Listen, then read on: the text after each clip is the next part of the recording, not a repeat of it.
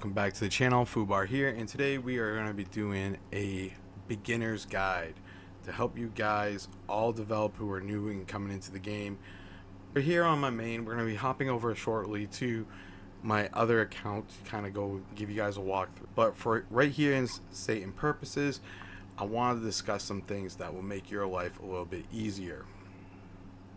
So if we come over to Armory, as you can see right here, we have a couple options. When you're drawing units, make sure you have auto disassemble 3-star units and skip on. It will save you a lot of time and effort, and it's a great quality of life feature. And this can be also done in the arena. You can skip your battles here, and that will also help you as well. But the main reason why we're here today is because we want to discuss the manuals and also assembling units. I'm going to give you guys some tips and tricks on building units. We're going to talk about camps, and we're going to talk about how you can learn about the units and where you should be going from there. So let's start with camps. So as you can see right here, I have mine all maxed out in every single division, and this is pretty much going to tell you what is the actual buffs for each camp, what there are for specifically. So for like Liberty, we get a troop speed buff of 2.5%, a firepower buff of 2.5%. Then on Vanguard, we get a HP boost of 2.5% and a firepower buff of 2.5. And then under Modern, we get a 2.5 speed buff and an HP buff. But the one thing that's universal to all units is the camp buff system, which is the very first tab here. So I'm going to break it down like this. For 2 units, you get 5% damage and damage resist for your troops and base. This applies to all troops deployed, not just Liberty troops, all troops.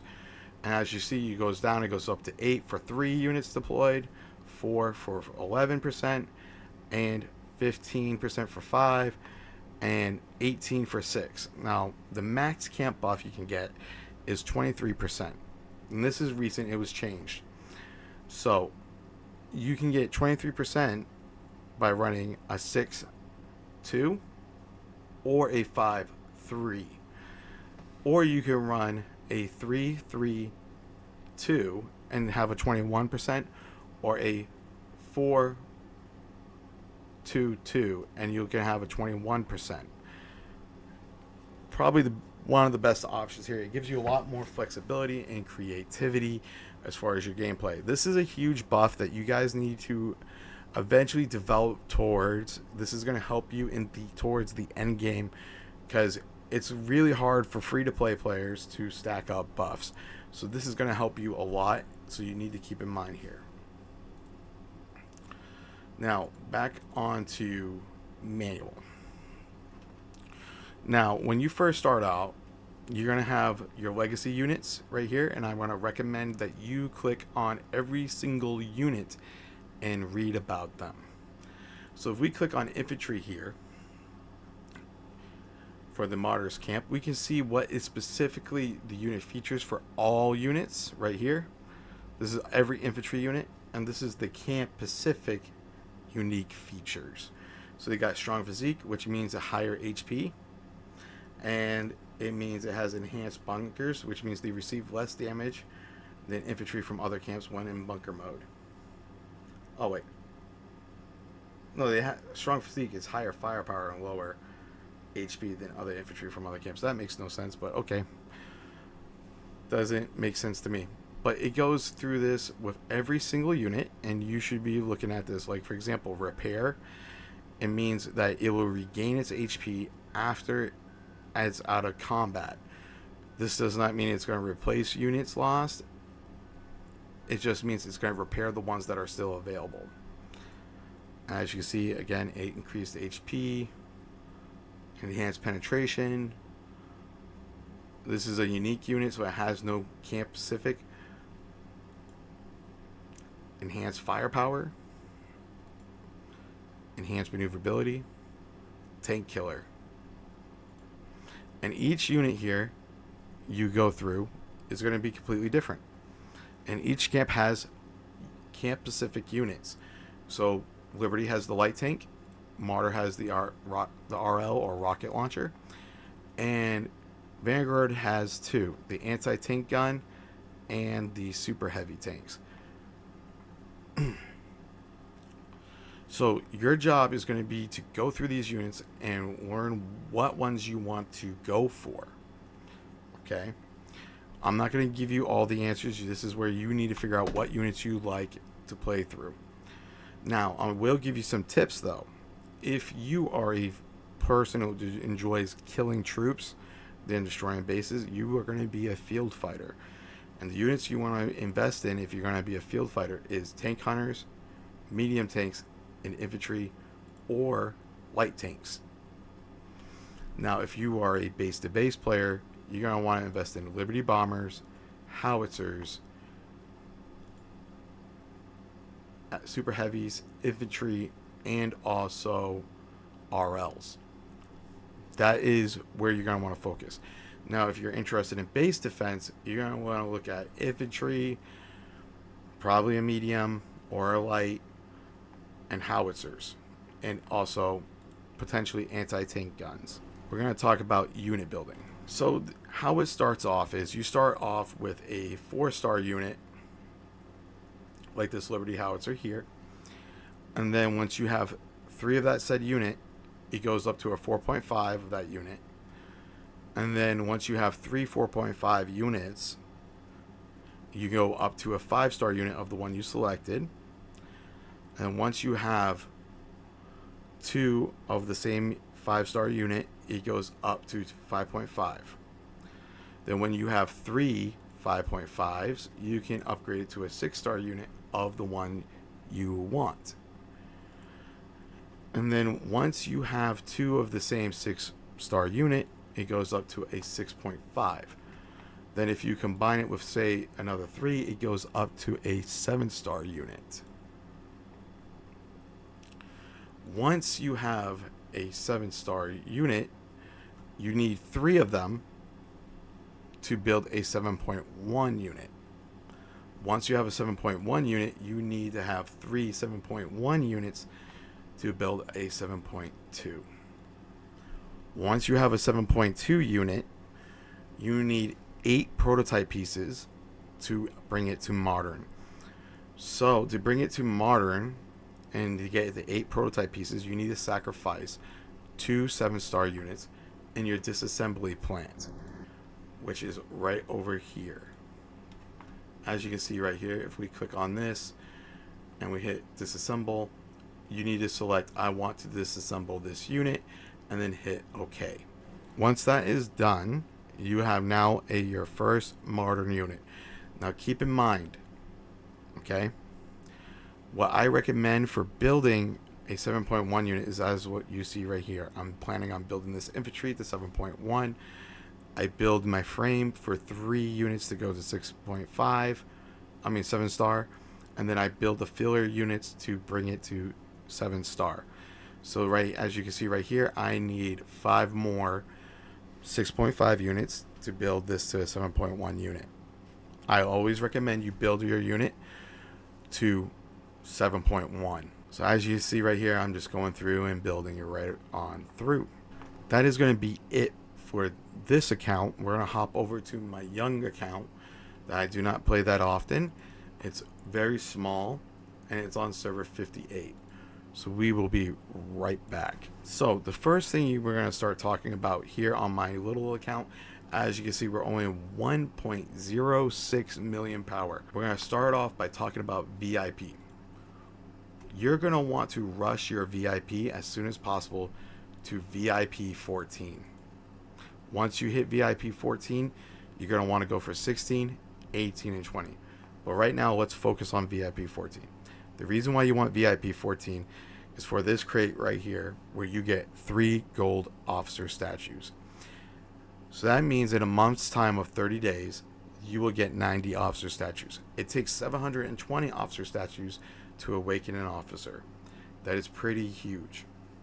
Not to mention the VIP benefits of 14 is very, very nice. For example, the troop speed of 10%, the base and troop damage resist of 5%, all very nice.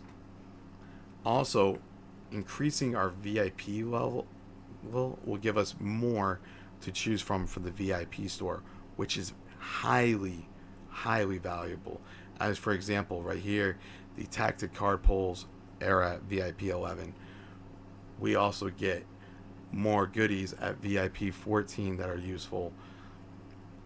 All of it's very good, and you're going to want it as soon as possible. If you heard that, that was my cat in the background shaking her head. When you are going to be upgrading your buildings, I'm going to recommend the following buildings, because when I first started the game, this was not a thing, and that is the build point system. It's really annoying. It doesn't allow you to upgrade your main command center to any level you want unless you meet the requirements of the build points. So to meet those build points, you're going to want to invest in hangars, you're going to want to invest in barracks, production, research, reserve barracks, liaison office, walls, watchtower, and your AA fire base.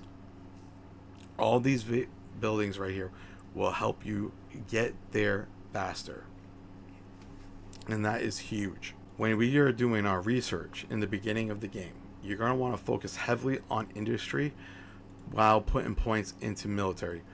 The reason why is because you want to get to the very bottom of military as fast as possible to get level 200 units. And I recommend maxing this out because you're going to get firepower and HP buffs for your units, and also reserves, increased reserves. But under industry, you're going to get farming bonuses to farming resources, extra collection truck slots, all very useful stuff, and it's very important. For example, right here, tech research and speed increase, production speed increase, very, very helpful stuff. And that will help you a lot. Now, once you enter your level 2 city, you should get your city honors tree. Now, you want to do the bare minimum to move down the tree as fast as possible to max out and awaken the tech at the bottom called Liberation. What this does is that it gives you a 2 times bonus to your daily arms race and your battle honors. So if I was on a Monday on an arms race event, I maxed out my arms race from collecting resources, I would only get at the end, the very last tier, 2,500 gold. But if I had Liberation, I would get 5,000 gold.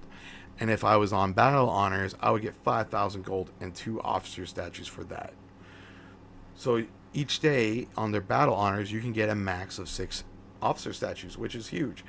But this also doubles your city contribution badges, which is even bigger and important because you need a ton of city contribution badges in this game, because you got advanced combat, modern war tech, advanced city defense, and also city honors.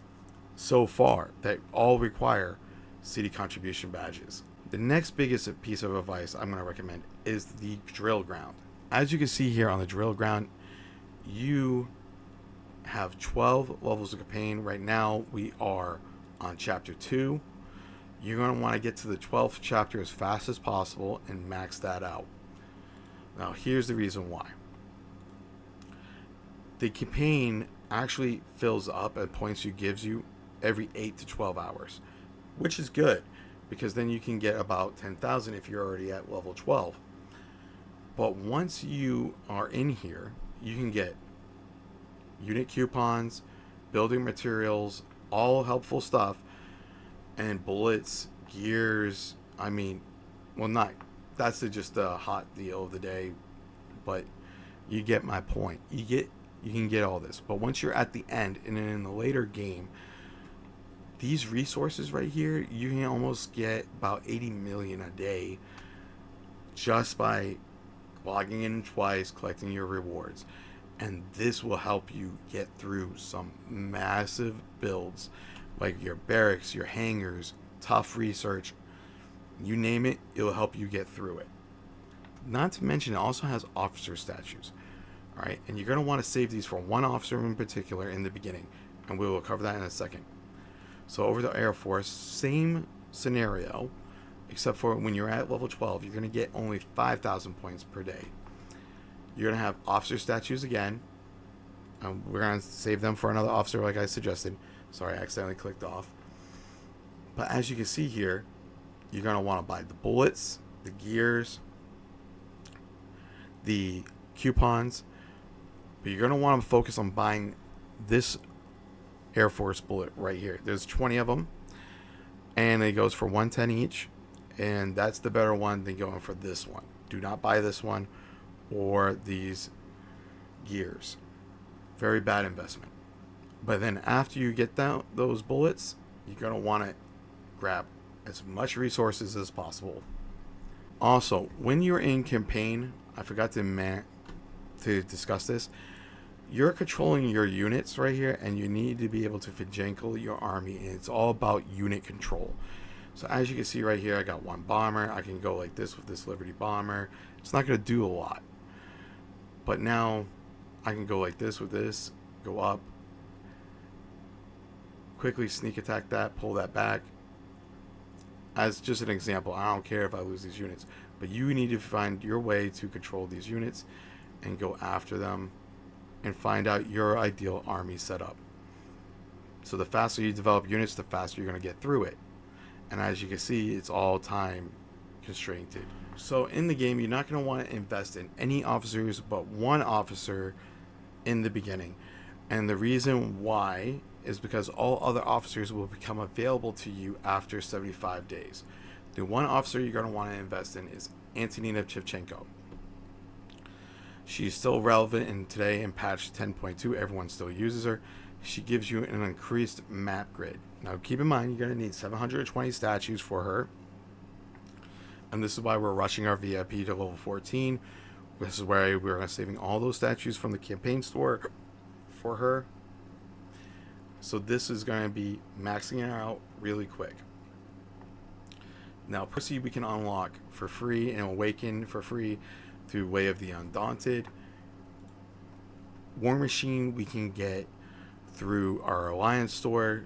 And I recommend you get to VIP 14 first before you awaken him, just to speed things up. White Wolf, you're going to get her awakened through your daily officer missions.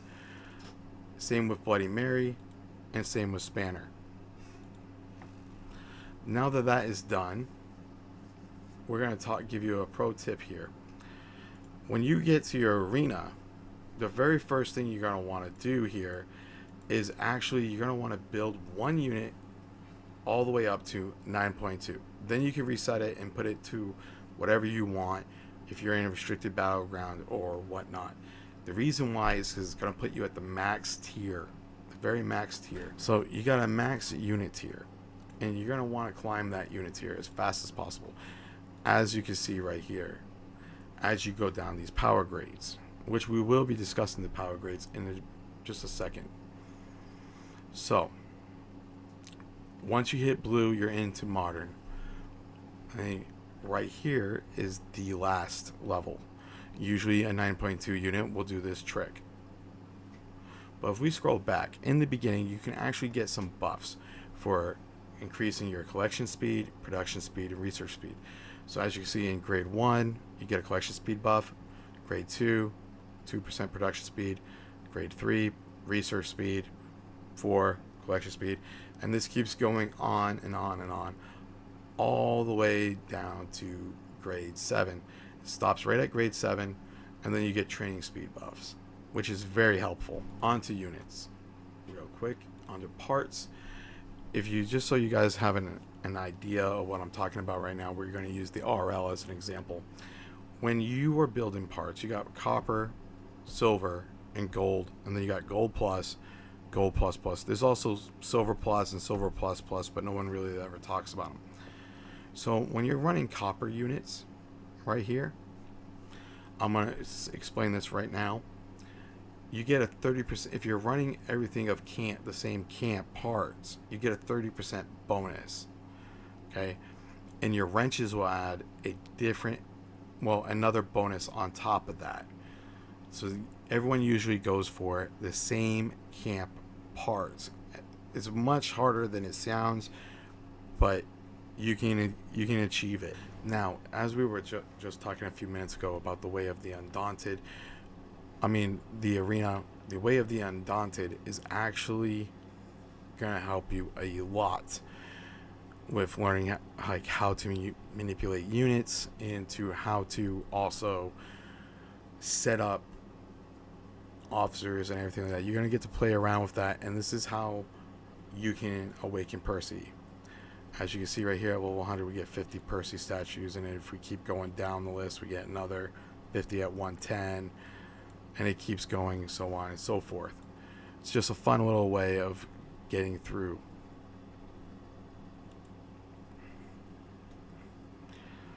Now, if you are a light spender, I recommend you buy the Covert Battle Pass. Also, I also recommend if you're going to spend a little bit, that will help you a lot. It's not unlocked yet for me, but I believe it's available after VIP level 8.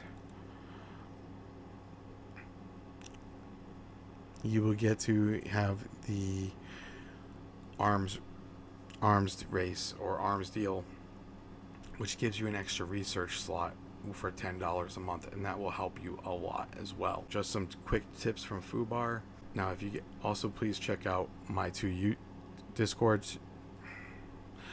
Also, please check out my 2 Discord channels.